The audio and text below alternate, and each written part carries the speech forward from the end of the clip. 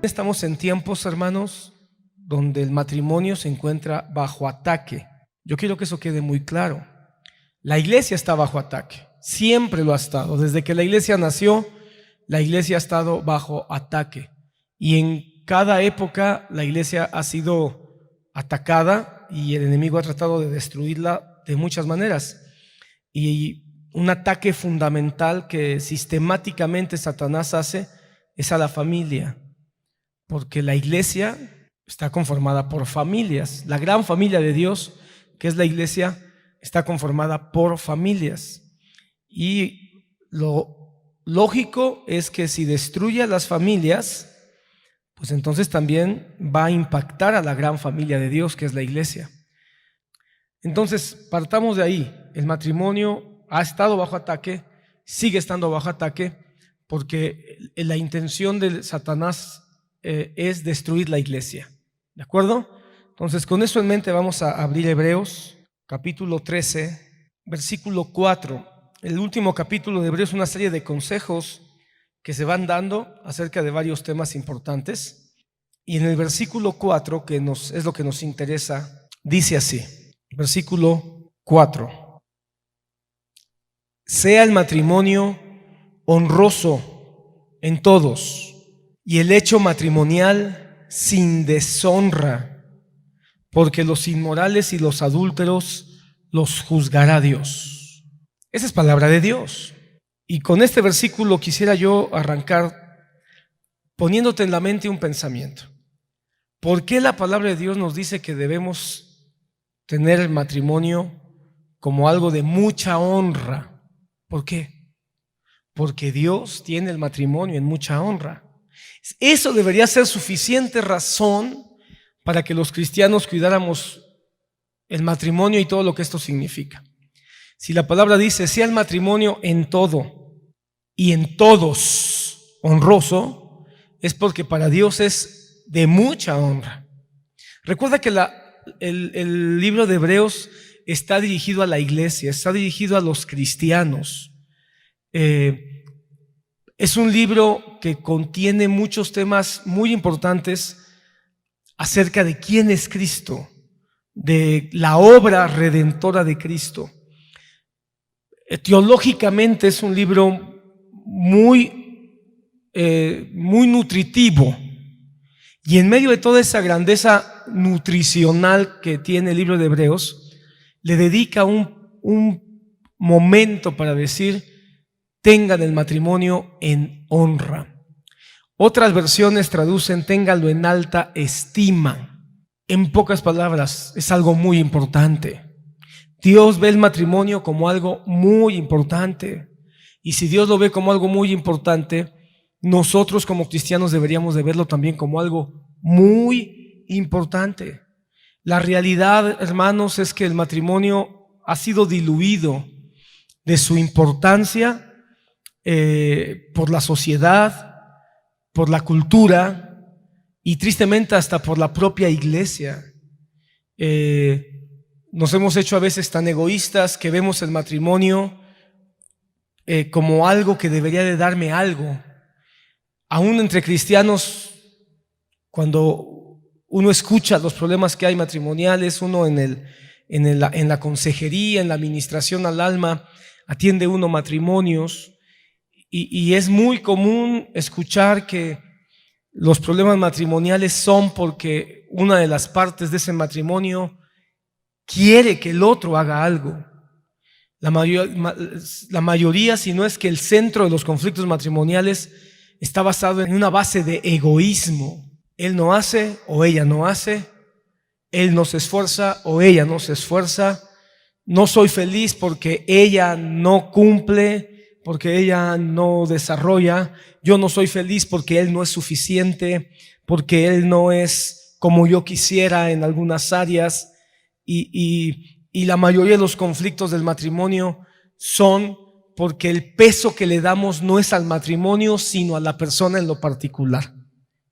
La persona importante soy yo, y la persona que más me preocupa en el matrimonio es lo que yo siento, lo que yo espero, lo que yo busco y lo que yo quisiera.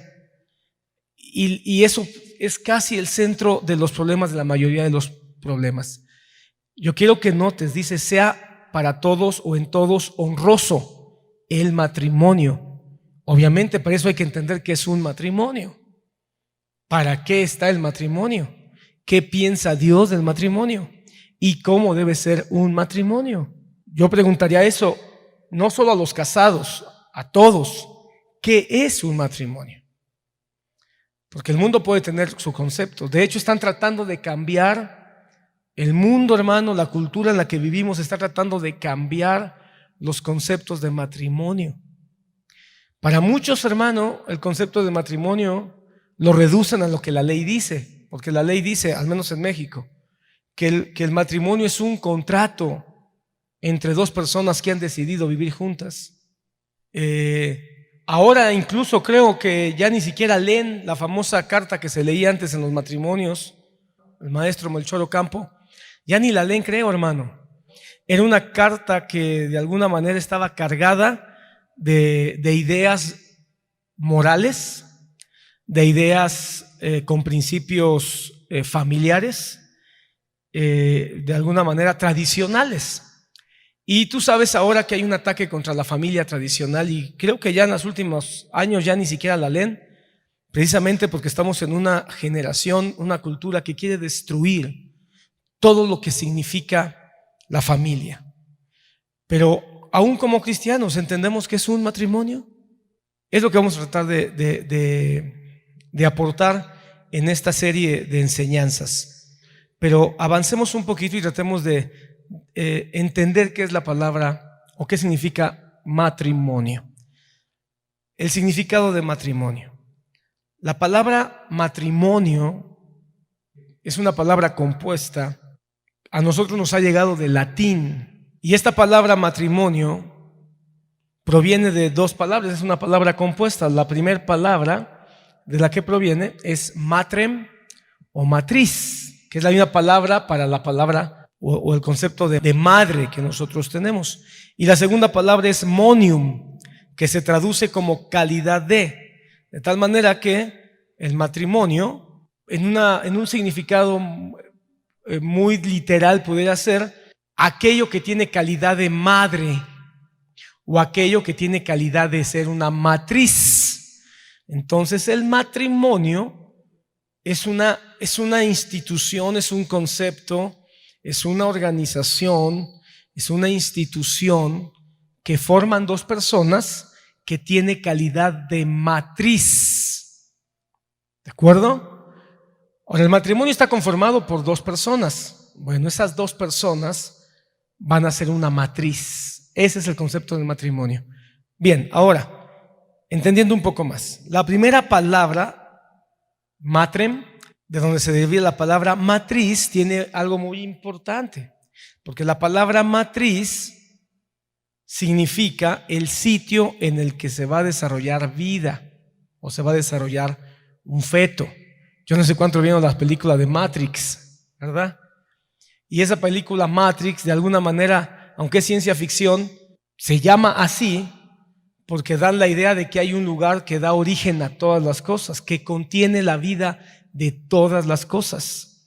Entonces, eso nos ayuda a entender, porque si una matriz es el lugar donde se desarrolla la vida, como en una madre es el lugar donde se desarrolla el feto, entonces entendemos que el matrimonio es aquella institución que está en calidad de un lugar, un sitio donde se va a desarrollar vida.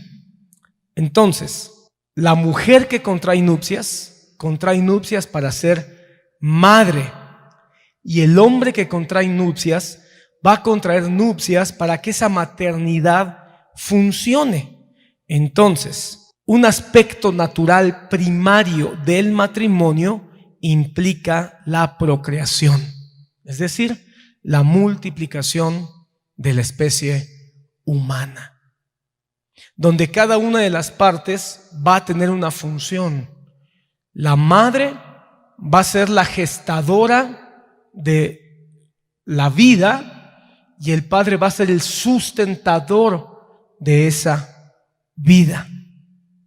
¿De acuerdo? Es importante, hermano, entender que ese es el concepto primario. Por eso es que hoy pensamientos, filosofías, ideologías como el feminismo, como el movimiento LGTB, son movimientos que atentan directamente contra el concepto primario de matrimonio. Hermano, no existe racionalidad en ningún tipo para poder hablar de matrimonios de homosexuales o matrimonios de lesbianas, porque dos hombres no pueden ser una matriz y dos mujeres no pueden ser una matriz. Alguien dirá, pastor, pero una mujer sí puede tener, una mujer aunque sea lesbiana puede tener un hijo, pero no de otra mujer. Entonces ahí se rompe el concepto de matrimonio. Para que una lesbiana pueda quedar embarazada, tiene que unirse con un hombre. Entonces, tendría que tener un matrimonio fuera de su unión lésbica con un hombre para poder quedar embarazada. Y una vez que una lesbiana queda embarazada, aunque tenga un hijo, no puede ser un matrimonio porque no existe la otra parte que pueda dar sustento en términos naturales de lo que un hombre puede generar o puede dar. Pero no existe. Por eso cuando se habla de que hay que, como dicen las leyes, hay que desconstruir el matrimonio, tendrían ellos, hermano, que cambiar conceptos, etimologías, historia, y por eso es que hay un intento de tratar de borrar todo, hasta de la memoria, para que sus ideas pudieran germinar. Por eso, hermano amado, tenemos que entender y defender los conceptos históricos, etimológicos, sociales, lógicos inclusive,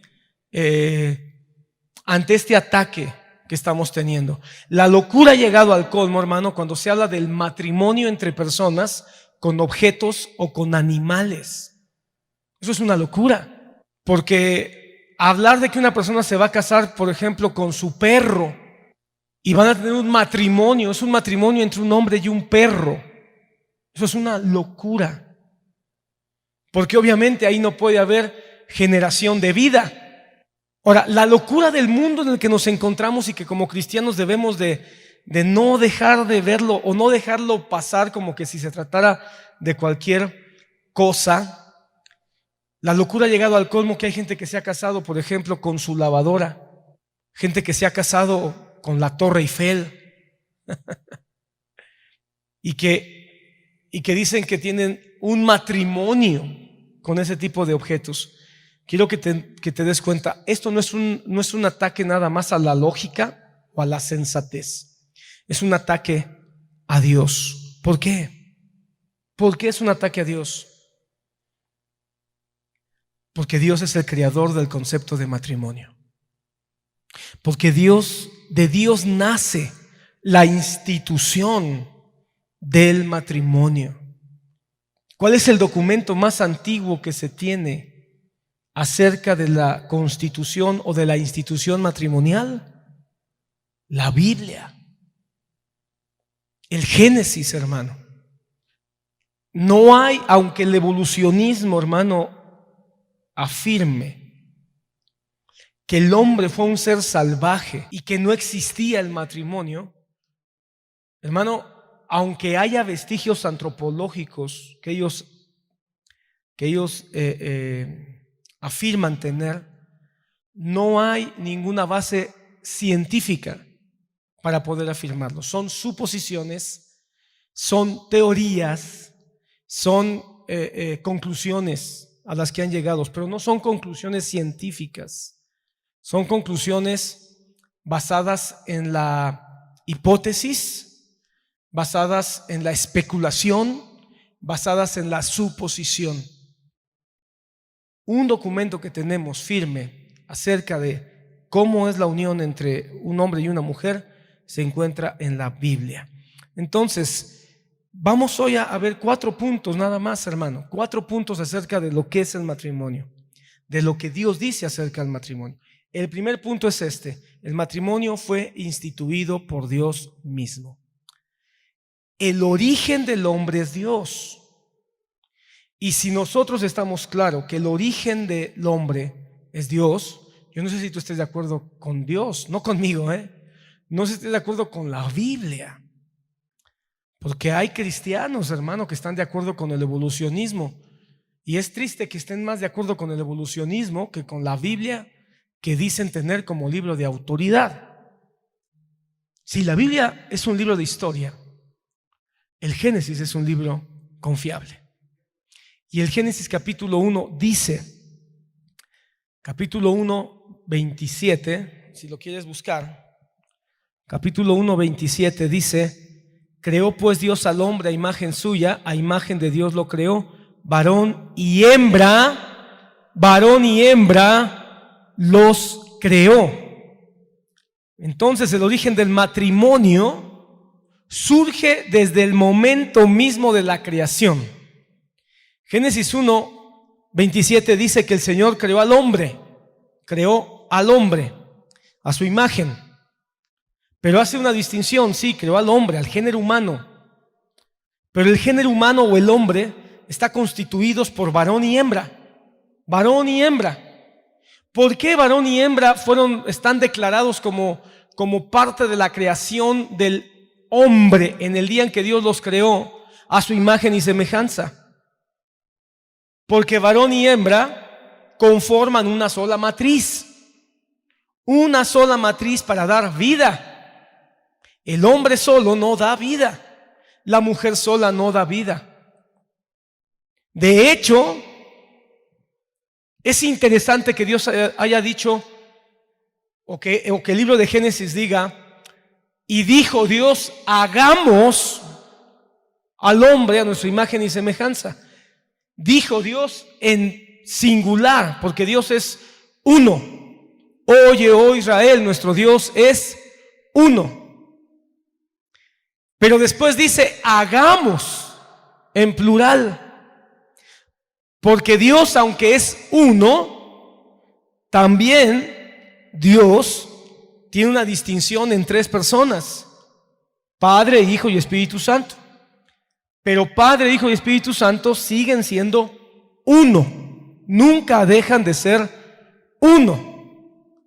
Cuando hacen al hombre, una de las semejanzas, porque por supuesto que no hicieron dioses iguales a él, pero una de las semejanzas, podemos hablar de muchas semejanzas, pero una de las semejanzas es que Dios hizo varón y hembra.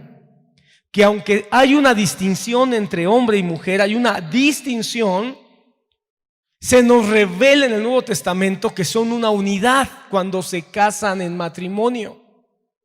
Cuando un hombre y una mujer se casan, dice la palabra que se hacen uno. Y esto es un misterio, dice el apóstol Pablo. Pero esa unidad que está representada en varón y hembra es una unidad única y exclusiva en la que puede haber vida. Se convierten entonces en una matriz. Una matriz, insisto, perdón que sea repetitivo, que no puede existir a menos que haya varón y hembra. A semejanza de Dios. Dios es en sí mismo el origen de todas las cosas. El Padre y el Hijo y el Espíritu Santo son el origen de todas las cosas, porque es Dios. Mira, hermano, el Padre creó, el Hijo creó y el Espíritu Santo creó, porque son uno. Es decir, no hay absolutamente nada que haya sido creado donde no haya participado el Dios único manifestado en su Trinidad. De la misma manera, el matrimonio, la única manera en que hombre y mujer pueden concebir vida es en unidad. La unidad que ocurre en el matrimonio. Mira lo que dice Génesis 2:22. Y de la costilla que el Señor Dios había tomado del hombre, formó una mujer y la trajo al hombre. Y el hombre dijo: esta es ahora hueso de mis huesos y carne de mi carne. Ella será llamada mujer porque del hombre fue tomada. Por tanto, el hombre dejará a su padre y a su madre y se unirá a su mujer y serán una sola carne. Y estaban ambos desnudos, el hombre y su mujer, y no se avergonzaban. Una vez más, el capítulo 2 de Génesis nos aclara esta unidad. El hombre solo no genera vida. Cuando Adán estuvo solo, no generó vida. Pero una vez que le fue dada mujer, que por cierto dice que fue sacada de su propia esencia, es decir, que según Génesis 2, la mujer fue creada de la misma esencia con la que fue hecha el hombre. No fue hecha aparte del hombre, no fue hecha de manera aislada al hombre. Pablo eso lo va a volver a repetir en Corintios. La mujer no fue sin el hombre y el hombre no nace sin mujer. De tal manera que los hombre y mujer se complementan. La primer mujer surgió del hombre y posteriormente todos los hombres surgen de mujer. Amén. Hay una complementación entonces. Pero mira cómo termina el versículo. Se unirá a su mujer y serán una sola carne. Entonces, de la diversidad viene la unidad. Así como Dios es uno, pero tiene diversidad en la Trinidad, ahora en esta diversidad, hombre y mujer, va a haber una unidad. En ese momento el matrimonio ya existe. No hay tal de que fue un invento social o de que fue un invento cultural. No, por diseño de Dios, el matrimonio ya existe. Entonces, fue instituido por Dios. ¿En dónde? Desde el principio de la creación. Amén. Eso es algo fundamental para entender el matrimonio. Si nosotros vemos el matrimonio como algo instituido por Dios, entonces el matrimonio tiene que tener, como cristianos estoy hablando, hermano, tiene que tener una dimensión, tiene que tener una posición relevante, porque es algo que es de Dios, es algo que viene de Dios, es algo que fue diseñado por Dios, es algo que fue bendecido por Dios desde su diseño. Y si esto es así, entonces el matrimonio es algo por lo que vale la pena pelear, por lo que vale la pena luchar, por lo que vale la pena esperar. Hermano, esto debería ser suficiente para aquellos matrimonios que están diciendo: yo creo que me voy a divorciar, yo creo que me voy a separar porque hay muchos problemas, muchos malos entendidos, hay muchas cosas que no se hacen como yo quisiera que se hicieran. La única razón para pelear contra el divorcio, o una razón, pudiera ser sencillamente porque Dios lo diseñó.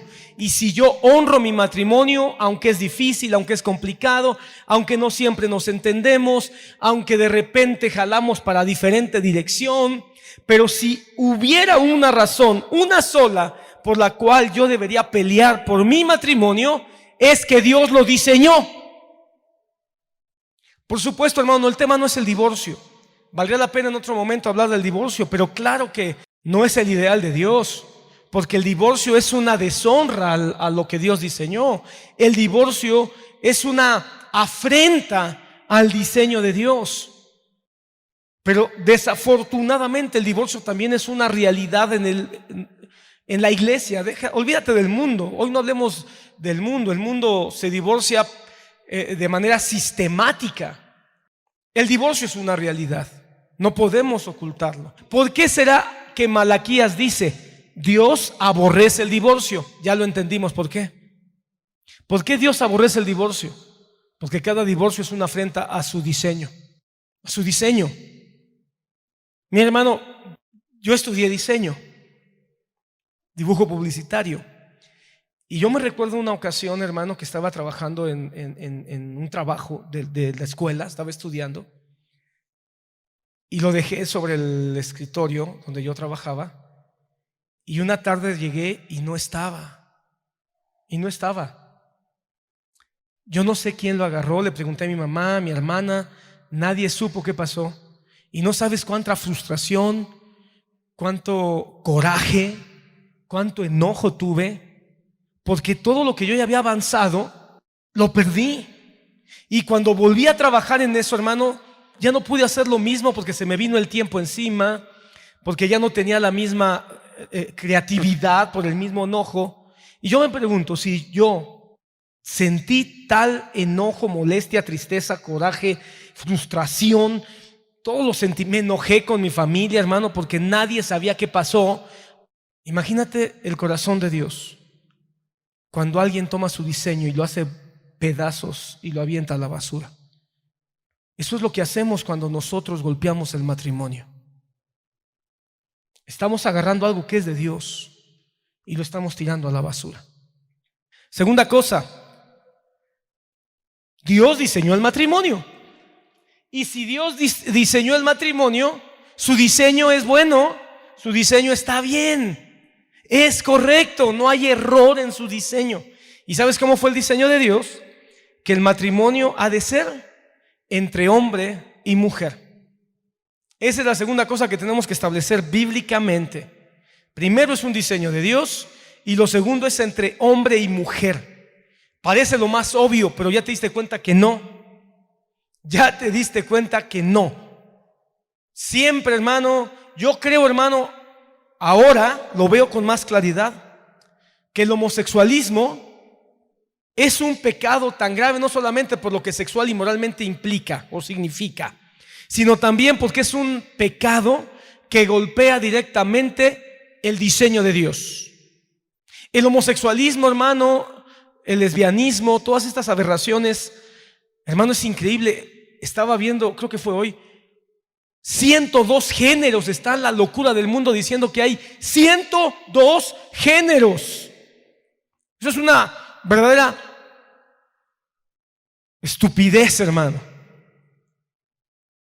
Pero eso, hermano, no es solo una situación aberrante por lo que antinaturalmente significa. Es un golpe contra Dios. El homosexualismo, ahora entiendo por qué el pensamiento homosexual y ¿cómo se llama? La ideología homosexual tienen el puño levantado contra Dios. Tiene la agenda lésbico gay, LGBTQXYZ, tiene el puño levantado contra Dios de manera abierta. Con esto tengo que decir que también hay muchos homosexuales y lesbianas que pelean en su alma, que pelean en su espíritu, porque saben que están ofendiendo a Dios. Eso también yo lo sé. Pero estoy hablando de el movimiento como una propuesta natural, como una propuesta que todo el mundo debería de aceptar. Eso es una afrenta directa contra Dios, contra el diseño de Dios. Es muy rápido, muy fácil decir, debe ser entre hombre y mujer. Sí, pero el hombre tiene que aportar su parte, la mujer tiene que aportar también su parte. El hombre tiene que afrontar sus responsabilidades y la mujer tiene que también afrontar y cumplir con sus responsabilidades. Y es ahí donde está un deterioro, el deterioro que el pecado vino a provocar en Adán y Eva. Por eso es que el matrimonio es algo que Pablo dice que nos va a causar problemas. Pero ¿por qué hay problemas en el matrimonio? ¿Por qué Pablo dice que va a haber problemas? Porque el diseño viene ya afectado. El diseño de Dios era bueno, perfecto y santo. Pero en el momento en que Adán y Eva pecaron contra Dios y afectaron el diseño. Y ahora, fuera del Edén, Adán y Eva permanecieron juntos como matrimonio, pero un matrimonio afectado ya. Y eso, hermano, obviamente el hombre lo ha traído. Por eso, hermano, no hay matrimonio que no tenga problemas, que no tenga fallas, que no tenga errores. El matrimonio es algo por lo que tenemos que pelear. Y por lo que tenemos que pelear desde afuera y desde adentro del matrimonio. Hombre y mujer, ese es el diseño. Entonces, creo que aquí hay un llamado a entender yo, hombre, que me toca. Y a entender yo, mujer, que me toca. Y cada uno aceptar su posición y aceptar que soy un hombre casado, pero dañado, afectado. con pecado. Y la mujer aceptar que es una mujer dañada, afectada.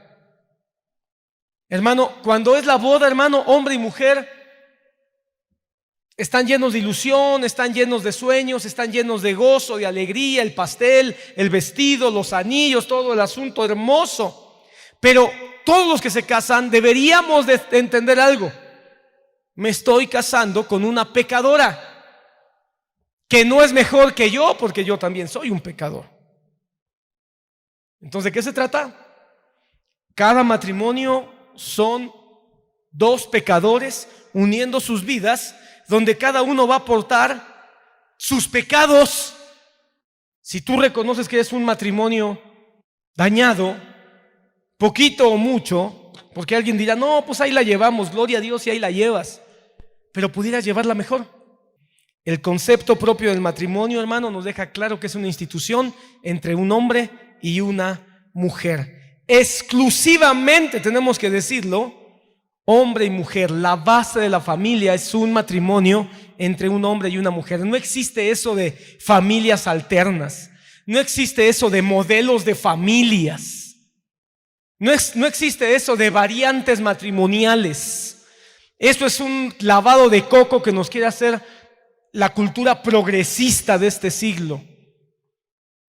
El matrimonio es entre hombre y mujer, le pese a quien le pese. Es un absurdo y una insensatez hablar de otro tipo de matrimonios que no sea como Dios lo diseñó, entre hombre y mujer. Mateo 19, versículo 4, Jesucristo cita Génesis. Hermano amado, ¿por qué cita Génesis? ¿Sabes que Génesis es muy citado por Jesús?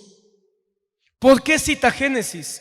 Porque Jesús sabe que el Génesis es un libro fuente legítimo. ¿Qué significa? Que es un libro de historia. No está citando Génesis como que si fuera una leyenda, no. Lo está citando porque es un libro que tiene mucha autoridad, máxima autoridad. Bueno, el Génesis fue inspirado por el Verbo. Entonces ahora el Verbo encarnado en Jesucristo, claro que sabe que es un libro máximo de autoridad. Y citando al Génesis dice, y respondiendo Jesús dijo, ¿no habéis leído? Como que él da por sentado, le está hablando a judíos, que ellos han leído el Génesis y saben la autoridad que el Génesis tiene en todos los temas, incluyendo el matrimonio, que aquel que los creó desde el principio los hizo varón y hembra. Nos da más luz. Aquel que los creó desde el principio los hizo varón y hembra, desde el principio. Entonces, hermano, no hay espacio para dudar de que el primer matrimonio que hubo es el que Génesis declara, Adán y Eva. Y añadió, ¿quién añadió? Dios, porque fue Dios quien los creó. Entonces entendemos que lo que sigue a continuación lo dijo Dios. ¿Qué fue lo que dijo Dios cuando creó al hombre, varón y hembra? Por esta razón el hombre dejará a su padre y a su madre y se unirá a su mujer y los dos serán una sola carne. No sé si te diste cuenta que Jesús unió Génesis 1:27 y Génesis 2:28. No sé si te diste cuenta. Jesucristo lo cita como que si se tratara del mismo texto. Digo esto, hermano, porque muchos dicen, es que una cosa es Génesis 1 y otra cosa es Génesis 2. Unos dicen, no se trata de la misma historia. Pues bueno, explícame por qué Jesús, que es Dios, une Génesis 1:27 y Génesis 2:28. Porque Génesis 1:27 es donde dice, y el Señor creó al hombre a su imagen y semejanza, varón y hembra los creó. Ese es Génesis 1:27. Y ahí está diciendo, desde el principio los hizo varón y hembra, Génesis 1:27. Y añadió, Dios añadió, por esta razón el hombre dejará a su padre y a su madre, se unirá a su mujer y serán una sola carne. Eso es Génesis 2:28. Entonces Jesucristo, Dios hecho hombre, encaja las dos historias del hombre del capítulo 1 y el capítulo 2 como que si fuera una sola. Eso es muy importante. Eso es muy importante. Por tanto, ya no son dos, sino una sola carne. Esta es la voz de Dios a través de Jesucristo. ya no son dos, sino una sola carne. Y este es el misterio de la unidad, el misterio del diseño de Dios, que dos son uno y que en el principio fueron creados dos en perfecta unidad. Dos, hombre y mujer, en perfecta unidad. Por tanto, lo que Dios ha unido, ningún hombre lo separe. Aquí queda más que claro. El sello de la unidad matrimonial fue diseñada también por Dios, entre un hombre y una mujer. Lo que Dios ha unido, no lo separe el hombre. Eso quiere decir que Dios ha unido a un hombre y a una mujer. No ha unido a un hombre con un hombre. No ha unido a una mujer con una mujer. Dios no está detrás de una unión de un hombre y un hombre. No está detrás. Aunque hoy los homosexuales, las lesbianas dicen y hasta han sacado su Biblia que respalda según ellos esto, seguramente que no han caído a la cuenta de este versículo donde dice que Dios unió a varón y hembra, que Dios unió al hombre sobre quien se declaró que es hueso de sus huesos y carne de su carne. ¿Estamos aquí, hermano? Es que esto es muy importante para que tú entiendas la relevancia del matrimonio a los ojos de Dios. Tú piensas que tu matrimonio es cualquier cosa, que es no sé qué te puedas imaginar. No, tu matrimonio no es cualquier cosa. Es algo que Dios mira con mucho peso, con mucha honra, con mucha relevancia. Y el mundo quiere hacernos creer que el matrimonio es una mentira, que el matrimonio es un papel. Lo que Dios unió, ningún hombre lo separe. Hermano, la propia biología enseña que un hombre con otro hombre no se pueden unir. ¿Alguna vez has intentado armar un rompecabezas con puras piezas macho? No se puede. Si tú intentas unir un rompecabezas con puras piezas macho, espero que entiendas de qué estoy hablando, va a haber un montón de espacios vacíos y huecos, porque la unión no es posible. De la misma manera, quien diseñó esta unión es Dios entre hombre y mujer. Por supuesto que la unión sexual, por eso también la inmoralidad sexual, ahorita voy a hablar un poquito de eso, también por eso es que Dios aborrece el adulterio, aborrece la fornicación. ¿Por qué? Porque piensan que la unidad es meramente carnal. Y por supuesto que la unión de Dios va mucho más allá de la unión carnal. Por eso cuando un hombre y una mujer tienen relaciones sexuales fuera del matrimonio o antes del matrimonio o solamente por apetito sexual, eso es un pecado, porque es una afrenta al matrimonio. El que tiene relaciones sexuales fuera del matrimonio es una afrenta contra el matrimonio. Bien, siguiente. El matrimonio es un lazo, aquí ya entramos en este mismo tópico, es un lazo que debe expresar amor y fidelidad. ¿Por qué es un lugar donde se debe de expresar amor y fidelidad? Porque el matrimonio expresa el carácter de Dios, hermano. Si Dios lo diseñó y si de alguna manera el matrimonio muestra la unidad, es una representación de unidad, así como Dios es uno. Si el matrimonio representa una unión de correspondencia, así como es Dios también, entonces, hermano, el matrimonio expresa el carácter de Dios. Y el carácter de Dios, hermano, es amor, es lealtad, es fidelidad, es bondad, es santidad. Todo eso el matrimonio lo debe de expresar a través del amor y de la fidelidad. Mira lo que dice la palabra en Tito capítulo 1, versículo 6. Dice, esto es, si alguno es irreprensible, marido de una sola mujer, que tenga hijos creyentes, etc. El punto, hermano, es que el amor y la fidelidad se demuestra cuando yo me debo solo a mi esposa. Hermano, Dios escogió un pueblo, Israel, y Dios ha guardado a su pueblo Israel. Dios escogió una esposa desde el principio de los tiempos, a la que le ha llamado iglesia, y Dios permanece fiel. ¿Has leído ese pasaje que dice, y si nosotros somos infieles, qué? Él también es infiel. No, si nosotros somos infieles, Él permanece fiel. Mira, ese es un gran pasaje que nos debe dar mucha paz y mucha esperanza. No para ser infieles, sino para provocarnos a la fidelidad a Dios. Hermano amado, eso quiere decir que Dios nunca se va a divorciar. Dios nunca se va a divorciar. Puedes estar tranquilo en eso. Esto es gracia. Esto es otra razón por lo que la gracia es una realidad. Por eso Dios aborrece el divorcio, porque Él no se va a divorciar. Él al que toma por hijo nunca lo abandona, para que sea huérfano de nuevo. Y al que toma por esposa nunca la abandona, para que sea viuda. Por eso dice el Antiguo Testamento: yo soy Dios de huérfanos, yo soy padre de huérfanos y soy esposo de viudas. Porque Él nunca nos va a abandonar. ¿Cuál es el mensaje al matrimonio? Ten una sola esposa y nunca la abandones. Timoteo 3:2, 1 Timoteo 3:2 lo recalca o lo reafirma.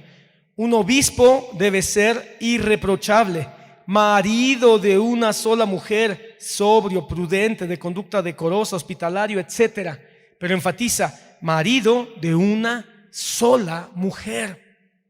Por eso, hermano, el adulterio es algo catastrófico. No nada más para Dios, sino también para los hijos. ¿Por qué? Porque el matrimonio es la matriz. Y si la matriz es donde están los hijos, entonces los hijos que son producto de esta matriz, padre y madre, cuando esta matriz es fracturada y separada, los hijos son los primeros que van a salir dañados. Pero además es una deshonra contra Dios.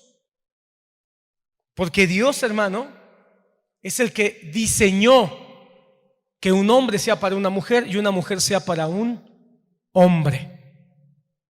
Y que se luche y que se pelee para que esto sea el ideal de Dios en nuestra propia familia. Quiero compartirte 3 funciones principales. 3 vamos a mirar. ¿Para qué es el matrimonio? Alguien se preguntará, bueno, ¿para qué es el matrimonio? Según Dios, porque puede haber muchas razones que te digan en el mundo, que te digan en tu escuela, que te digan tus amigos, tus amigas. El matrimonio te pueden decir muchas cosas. Pero la Biblia dice 3 cosas fundamentales: para el compañerismo y la ayuda mutua entre esposo y esposa. Esa es la primera. La segunda, para la multiplicación del género humano, la procreación. Y la tercera, para el goce sexual y así evitar la impureza. Entonces, rápidamente vamos a ver algunas citas para que podamos entender. La primera, para el compañerismo y la ayuda mutua entre esposo y esposa. Eso quiere decir que nos complementamos. Eso quiere decir que el esposo no lo puede todo solo, no lo sabe todo solo. Dios ha proveído ayuda idónea. Génesis 2:18 dice: y el Señor Dios dijo, no es bueno que el hombre esté solo, le haré ayuda idónea. No es bueno que el hombre esté solo, le haré ayuda idónea. Y hay que entender bien esto de ayuda, hermano, porque una ayuda no es una subalterno, no es alguien que está debajo de nosotros para servirnos. Una ayuda es eso. La ayuda es aquella que nos proporciona lo que nosotros no tenemos para poder solucionar o hacer algo. La propia biología nos dice que hombre y mujer son diferentes, que los cerebros de los hombres funcionan de manera distinta. Entonces esa es una complementación. ¿De acuerdo? El hombre necesita una ayuda porque no puede ni tiene todo lo que se necesita.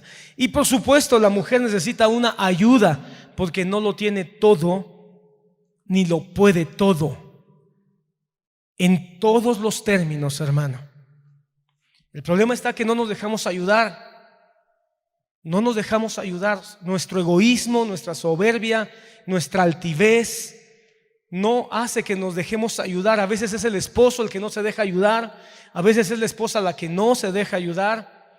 Y un principio que Pablo nos dice, entre muchos, de cómo nos debemos ayudar mutuamente es muy claro. Pablo le dice a los matrimonios: las esposas deben sujetarse a sus maridos. Esa es la mejor, o mejor dicho, no es la mejor, sino es el principio en que tú le puedes ayudar a tu esposo, sujetándote a él, a su autoridad. Y al esposo le dice: marido, Tú tienes que amar a tu esposa como Cristo amó a la iglesia.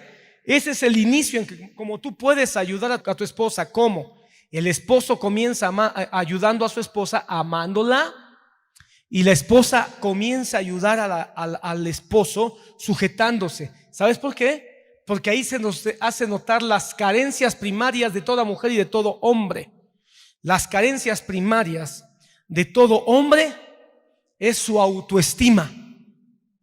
Necesita una mujer que acepte su autoridad. Y la carencia de toda mujer es valía, sentirse valorada y apreciada.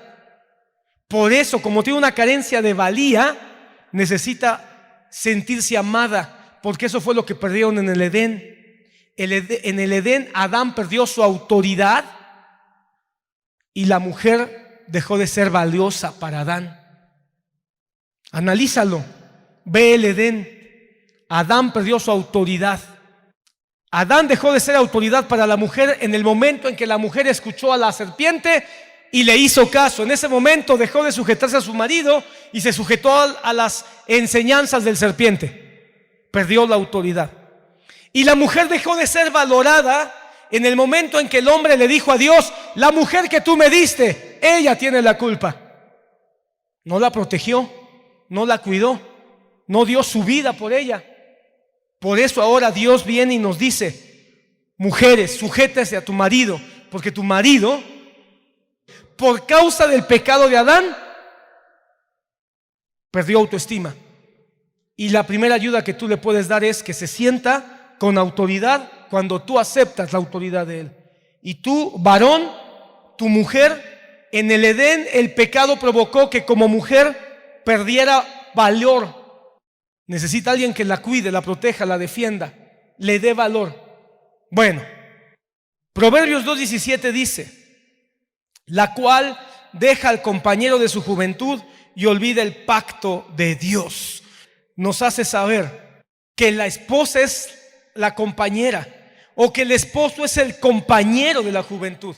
De tal manera que cuando el hombre afrenta su matrimonio con adulterio, con infidelidad, con falta de amor, de atención, lo que está haciendo es olvidar el pacto.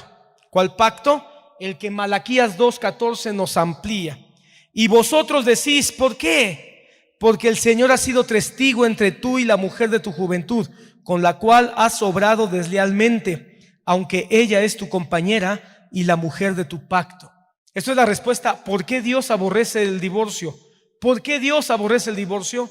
Porque tú has sido desleal a tu compañera y mujer de tu pacto. Entonces, el hombre es compañero de la mujer y no debe olvidar el pacto. Y la mujer es compañera del varón y no debe descuidar el pacto. ¿Cuál pacto? El pacto matrimonial que Dios respalda cuando un hombre y una mujer deciden unir sus vidas. En ese momento hay un pacto. Y ese pacto dice: yo seré tu compañero, y ese pacto dice: yo seré tu compañera. ¿Y qué es un compañero? Uno que está a la par de otro para caminar todo el tiempo ayudándole en lo que se necesita. Hay carreras campo traviesa, no recuerdo cómo se llaman, pero donde se necesitan dos personas en el carro.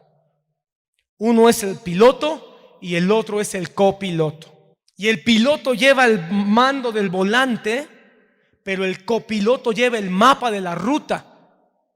Y tienen que aprender a hablar y a escuchar para que puedan recorrer el camino sin que tengan accidentes. Obviamente eso fue destruido en el Edén. ¿Cuánto tiempo se tardará un piloto y su copiloto en lograr? Pues yo creo que muchas horas, días, meses de entrenamiento, de práctica. Quizás eso es lo que no nos dijeron a los matrimonios nunca, que necesitamos no días ni horas, sino años de práctica. Pero nos cansamos de practicar. Pensamos que nada más casarnos es que ella haga de comer y el hombre vaya por la despensa. Tenemos que entender que hay un entrenamiento. ¿Para qué? Para ser compañeros. Para ser compañeros. Efesios 5:24, Pablo hablándole a la iglesia de Éfeso le dice: pero así como la iglesia, Efesios 5:24, pero así como la iglesia está sujeta a Cristo, así también las mujeres deben estarlo a sus maridos. Eso es el trabajo de compañerismo que una mujer necesita, ser compañera sujetándose a su marido. Y maridos, amad a vuestras mujeres así como Cristo amó a la iglesia y se dio a sí mismo por ella. Este es el compañerismo que las mujeres necesitan de sus esposos, que las amemos como Cristo amó a la iglesia. Esto es bien interesante, hermano.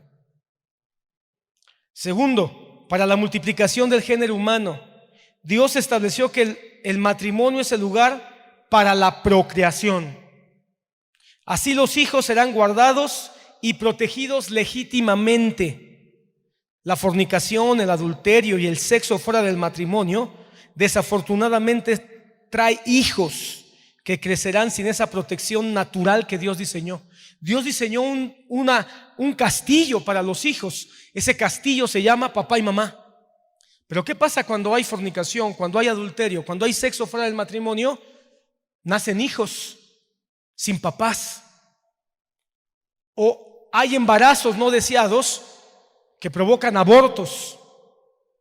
Entonces yo quiero que te des cuenta, el aborto es otra ideología, otra doctrina de la cultura progresista que atenta contra el matrimonio. Porque el matrimonio es un lugar para la procreación y que los hijos que nazcan estén protegidos por mamá y por papá. El aborto hacen de los hijos un objeto, una cosa, en vez de convertirse en un regalo conforme al diseño de Dios. Porque ¿cuál fue el diseño de Dios? Llenen la tierra. Pero ya no es eso. Ahora, mira, hermano, aún el pensamiento que has escuchado que dicen que hay que, ¿cómo se llama esto, hermanos? El control de la natalidad. Que ya somos demasiados, que la tierra ya tiene demasiados, que hay que ver qué hacemos, controles de natalidad de muchas maneras. Todo ese pensamiento, hermano, también es un pensamiento que atenta contra el diseño de Dios. Porque el diseño de Dios es que el matrimonio pueda ser el lugar para tener hijos. Hay matrimonios que a veces no pueden tener hijos por cuestiones ya biológicas, cuestiones de salud. Eso es otro asunto. Son circunstancias. Pero el diseño de Dios es que el matrimonio sirva para la procreación. Por eso es vergonzoso que hoy muchos se están casando y no quieren tener hijos. Y no me extraña del mundo. Pero es vergonzoso para los cristianos que dicen, pues sí nos queremos casar, pero no queremos tener hijos. Yo respeto, yo he escuchado matrimonios que dicen, no queremos. Bueno, está bien, amén, está bien, pero sí tienen perros, pero sí tienen gatos. Es una desvirtuación del propósito de Dios para el matrimonio.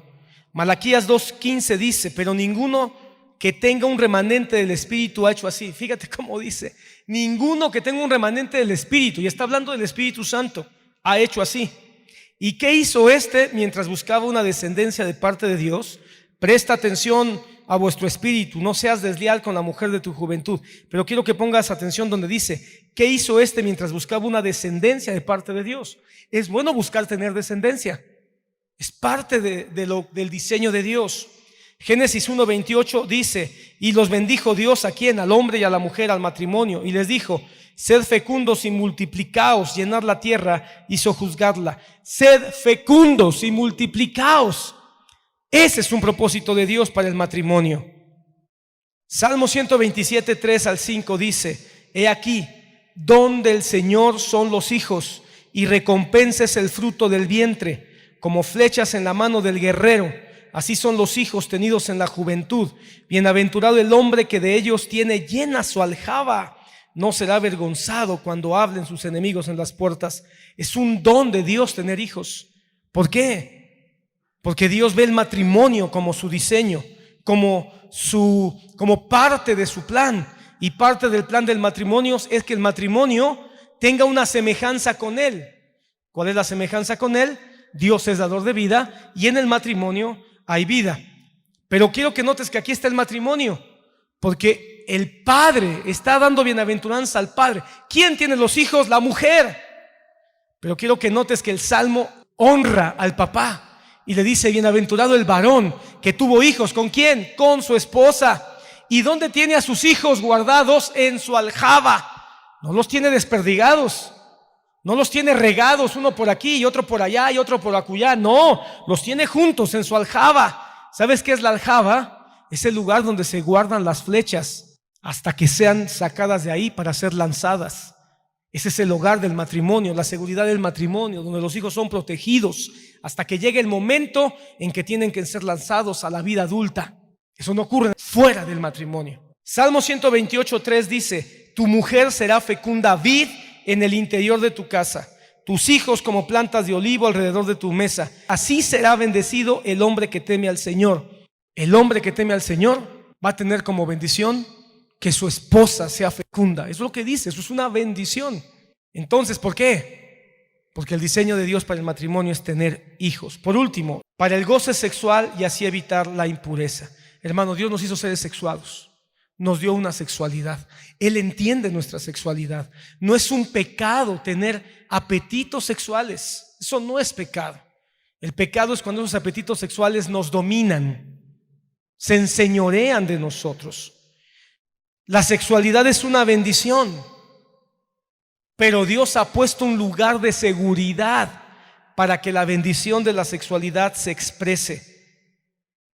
Y eso es en el matrimonio. Proverbios 5:18 dice: sea bendita tu fuente, regocíjate con la mujer de tu juventud, amante, sierva y graciosa gacela, que sus senos te satisfagan en todo tiempo, su amor te embriague para siempre. ¿Por qué has de embriagarte, hijo mío, con una extraña y abrazar el seno de una desconocida? Entonces, hermano, el matrimonio fue diseñado también para el goce sexual y la protección de nuestra propia sexualidad. Por eso es que el apóstol Pablo en Corintios va a aconsejar y decir: no se nieguen el uno al otro. ¿Por qué? Porque ahí hay protección. El matrimonio es una protección hasta para la vida sexual. Por supuesto que Satanás, el mundo, la carne va a tratar de destruir eso, tratando de incentivar nuestros apetitos sexuales a través de otras cosas. Aquí también está la advertencia: no te dejes engañar, hijo mío, no te vayas con una extraña a través de la pornografía, a través del adulterio, a través de la fornicación. No hagas eso. Dios ya te dio un matrimonio para que ahí tengas satisfacción. Corintios 7, el pasaje que te decía, versículo 2:5 dice: no obstante, pon atención, por razón de las inmoralidades. Pablo sabe que las inmoralidades es una cosa seria, es un enemigo real, verdadero. Que cada uno tenga su propia mujer y cada uno tenga su propio marido. Ahí está el matrimonio: un hombre para una mujer y una mujer para un hombre.